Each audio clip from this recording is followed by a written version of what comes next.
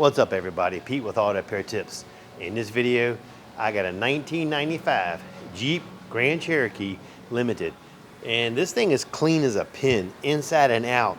It's immaculate. This is the cleanest truck I have seen in a long time to be that old. The customer called me up and he was telling me that he had it at the dealership. It's a no start. They couldn't figure it out. They didn't have the adapters for it because it takes the old school adapters. And believe it or not, I just got rid of my set about 5 months ago to the Snap-on man. He had somebody that wanted it. I haven't used them in years, so I got rid of them. But anyway, went from a dealership to another independent shop, back to another dealer, and it's been circling around and no one can seem to figure out what's going on. So in this video, we're gonna try to find out why this car don't start, and we're gonna do it old school. I'm gonna try to do it without any scanner hookups or anything like that, and just looking at schematics and just following wires and tracing wires. So let's get into it. The key works, the lights work, the horn works, everything works, it just doesn't start. So we know we have our starter problem. My service data comes from Pro Demand. You could probably go on Google and find the same schematics for free. So after pulling the schematic, next thing I want to do is I want to kind of break it down. Look for things that don't relate to this vehicle. Like right here, this is an automatic transmission. This is a clutch pedal position switch. We don't have that, so let's eliminate this whole half of the circuit off the get-go. We know we have a battery, and that battery goes into the power distribution center. These are the fuses. So the first thing I want to do is I want to turn the car on. I want to check fuse 12 and fuse 11. One's a 40 amp and one's a 30 amp. That's where we're going to start at. So with the key in the on position, we're checking fuses. We're going to hook to the battery here. Negative side. And looking at these right here, this one here, your engine control is a 30 ampere, that's down here. That lights up, that lights up. The next one is a 40 ampere, and that is your ignition switch area right here. We're good there, and we are good there. All right, after I check the fuses, another thing sometimes I'll do is I'll just run down the fuses just to make sure that they're all working correctly. Make sure that someone didn't short anything else out.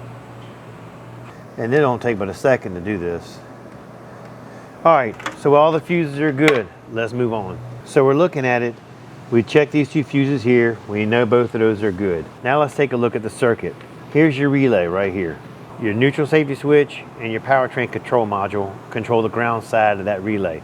If that thing is in drive, reverse, low, any other gear but neutral and park, you will not have a ground to that relay.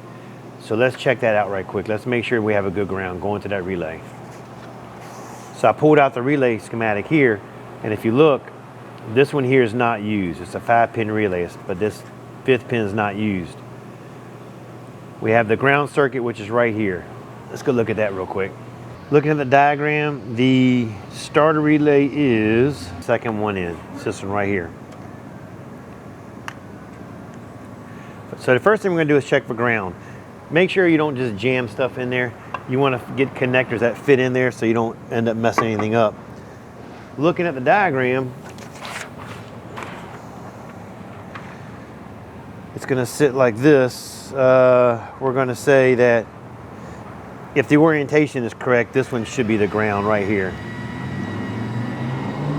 So to check the ground, I got to move the test light over to the positive side. And we have good ground. Now I'm going to go in the car, I'm going to put it in gear. Let's see if we lose ground. All right, now we're in reverse and see how the ground goes away. That's your safety feature. I'm in neutral, it'll start in neutral. I'm in drive. You lose your ground again. So we know that the ground side circuit is working correctly. We can scratch that off the list. You'd be surprised though, a lot of the people nowadays just can't work on older model cars, and they're so daggone basic, it's unreal.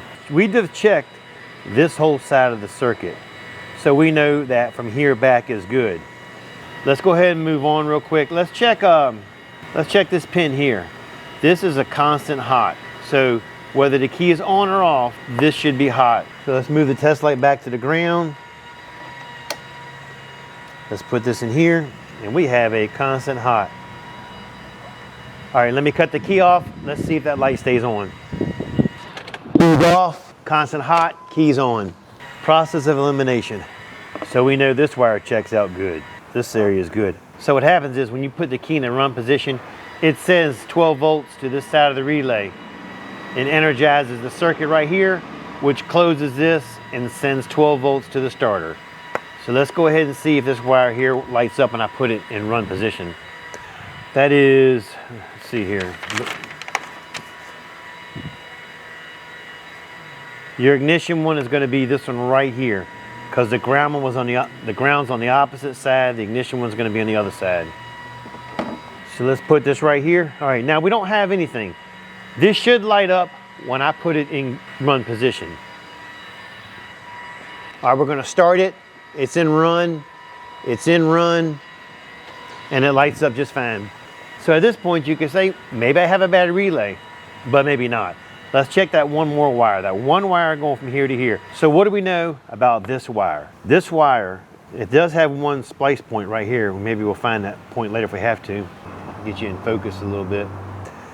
So what does that leave us with? That leaves us with one wire from the relay to the starter. The only breaking point is there's one connector right here somewhere in line. But that wire does nothing but go to that starter and start it.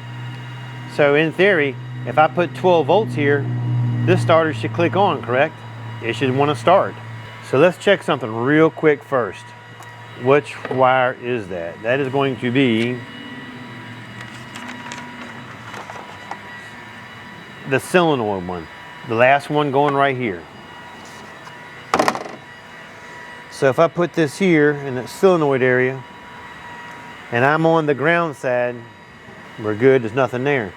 Let's just see if it's not shorted to ground maybe. All right, well, hold on. So now I got it on the positive side, and that is lit up, just like it's grounded somewhere. It's really pretty bright, actually. But there is a little theory here. That one wire goes into that starter and into the windings of that solenoid. So there could be some ground resistance in there causing that. So let's put 12 volts on this, and let's just see what happens. I'm going to jump it right off the battery. You can do it however you want. Just, you got to be real quick. I mean, don't hold it there, because if that wire is shorted somewhere in that harness, then you could fry something else. So just do a quick touch. Just a touch will energize that starter. All right, so we're going to take this wire here, we're going to put it here, and you can see I got a good little arc on it. Ready? Look. By that test light by me holding this here and that test light going out, we know that wire is not grounded anywhere. That is coming from the windings of that starter. Our next step is, let me go ahead and get it up in the air. Let me take the wire off the end of that control wire on that starter, and let's test it. Let me put 12 volts here, and let's see if we have 12 volts there. It's possibly just a bad starter, which I can't imagine just having a bad starter and 3 shops not being able to figure it out. That doesn't sound logical, but I've seen weirder things. So just getting back from the weekend, and I'm trying to remember where I left off. We tested everything up top, and now I'm underneath the vehicle. This is your starter right here. There's 2 wires going to the starter. You have the battery wire, and you have the control wire right here. This is the one that comes from the relay and energizes with 12 volts and kicks on the starter. So the first wire I want to check is, this is right off the battery. This should be hot, and we have a nice bright test light.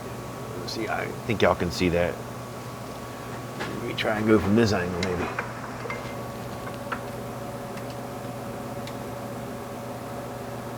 Yeah, we have a nice bright test light.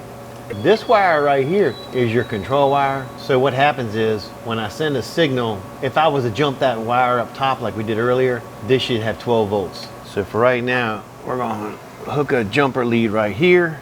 I am going to hook this right here.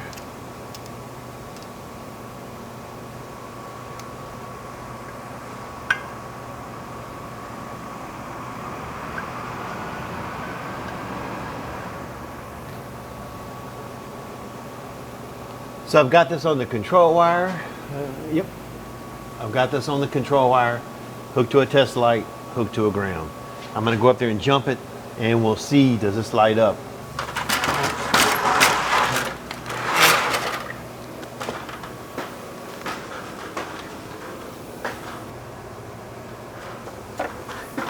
And I have 12 volts, it looks like. Let me get a meter real quick. Let me check and see, make sure it's definitely 12 volts coming down here. I'm gonna take the meter, I'm gonna hook it right here to a ground. And we're going to touch it right here. We have 9.2 volts. So we are definitely a little bit short. Let me measure the battery and make sure we have 12 volts on the battery, because I don't know how weak that battery is at this moment. So hooked up to the meter, I'm reading 11.2. So that's like 3 volts drop difference. So let me show you my concoction. I've got my test light hooked up there to the ground. I've got this green wire going to the control wire, and I've got my meter hooked to the test light. I'm gonna put the relay back in, and what I'm gonna do is I'm gonna go inside the car and I'm gonna try to start it and see what that's reading. And I've got my phone connected to my meter so I can watch it without having to be at 2 places at one time. Let's see what we have. I have 10.5 volts going to the starter. That is more than enough to start that starter. So probably what was happening before, when I ran the control wire up top, I guess going through the smaller wires, it could have lost a little bit of voltage. But when I turned that key, you saw 10.5 volts. That's more than enough to start that starter. So in theory, I should be able to jump this solenoid to the positive side and that starter should turn on, click or something. It's not doing anything.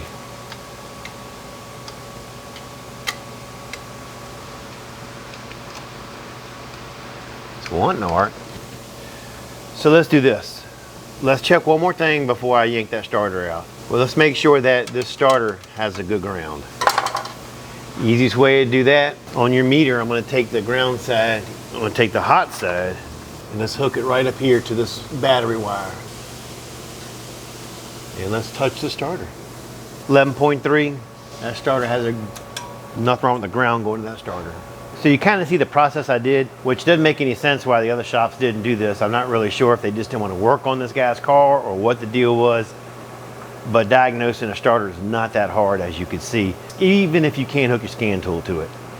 So I'm gonna go ahead and yank the starter out. You don't need to watch me do that. You disconnect the battery, take 2 bolts out, disconnect it from there, and it pops right out. This is probably one of the easier starters you're ever going to want to do. But let me go ahead and get that starter out. Let's bench test it and let's see what happens. So here's the bench test we're going to do. We've got a jump box. The ground side's hooked to the starter where it bolts in at. On the positive side, we're going to jump the control wire and the battery wire.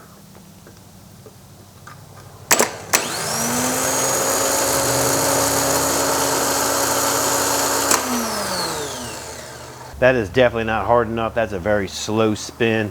I can smell the windings inside the starter burning. So we're gonna go ahead and get a starter ordered, get it on the car, and get this thing cranked up. All right, we just got a starter in.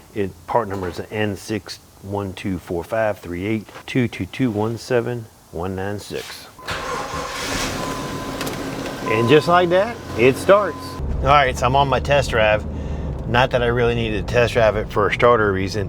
I just kind of want to drive this thing. This thing is so nice. Interior wise and exterior wise, I'm just amazed. I cannot believe how nice it is. So talking to the guy, he said it was passed down from his family to him, and his father bought it new in '95.